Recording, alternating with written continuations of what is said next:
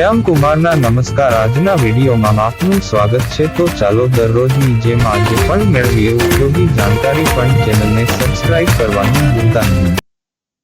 DNA test એ એક વૈજ્ઞાનિક પ્રક્રિયા છે જે વ્યક્તિના આનુવંશિક લક્ષણો, સ્વાસ્થ્યના જોખમો, કૌટુંબિક જોડાણો અને પૂર્વજો વિશે સચોટ માહિતી આપે છે। આ ટેસ્ટનો ઉપયોગ પિતૃત્વ, માતૃત્વ નિર્ધારણ, ગુનાહિત તપાસ, વારસાગત બીમારીઓ શોધવા અને મૃતદેહની ઓળખ કરવા જેવા વિવિધ ક્ષેત્રોમાં થાય છે। ડીએનએ ટેસ્ટની પ્રક્રિયા મુખ્યત્વે નીચેના તબક્કાઓમાં થાય છે।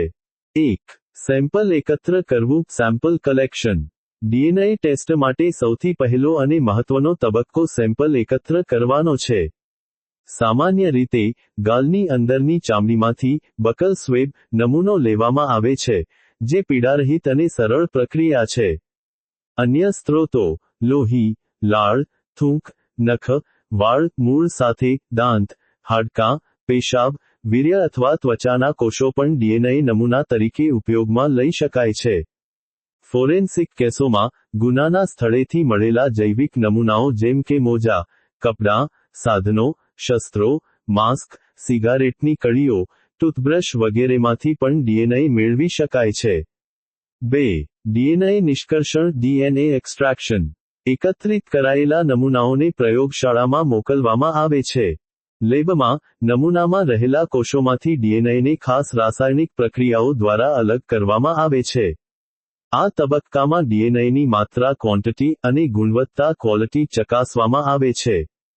3. DNA amplification, DNA amplification PCR. આ તબક્કામાં ડીએનએના ચોક્કસ વિસ્તારો, જેને શોર્ટ ટેન્ડમ રિપીટ્સ STRs કહેવાય છે, તેનું વિશ્લેષણ કરવામાં આવે છે। આ પ્રક્રિયાને પીસીઆર પોલિમરેઝ ચેઇન રિએક્શન કહેવાય છે, જેમાં ડીએનએની થોડી માત્રાને પણ ઘણી બધી નકલોમાં ગુણાકાર કરીને તેની માત્રા વધારવામાં આવે છે, જેથી તેનું સરળતાથી વિશ્લેષણ કરી શકાય। 4. DNA profiling, DNA profiling. ડીએનએની નકલો તૈયાર થયા બાદ, સિક્વન્સિંગ મશીન દ્વારા ડીએનએ નમૂનાઓનું વિશ્લેષણ કરવામાં આવે છે। આ પ્રક્રિયા દ્વારા દરેક વ્યક્તિની અનન્ય ડીએનએ પ્રોફાઇલ તૈયાર થાય છે। 5.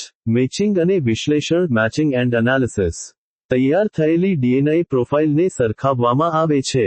ઉદાહરણ તરીકે, પિતૃત્વ પરીક્ષણમાં બાળકની ડીએનએ પ્રોફાઇલને કથિત પિતાની ડીએનએ પ્રોફાઇલ સાથે સરખાવવામાં આવે છે।